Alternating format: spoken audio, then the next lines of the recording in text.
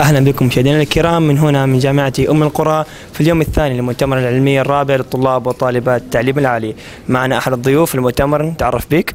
مرحبا، معك الحضيني سعد، طالب من جامعة شقرة، كلية الآداب ساجر، مستوى ثالث. شرفنا بك حبيبي. في البداية لو تعرفنا أو تعطينا انطباعك للمؤتمر.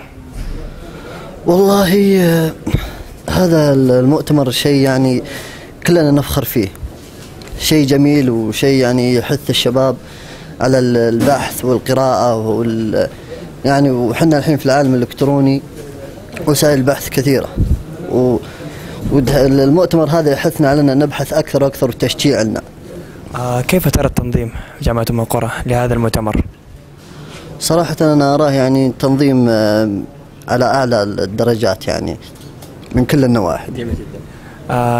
لم تشارك في السنة هذه، ستشارك في السنة القادمة إن شاء الله؟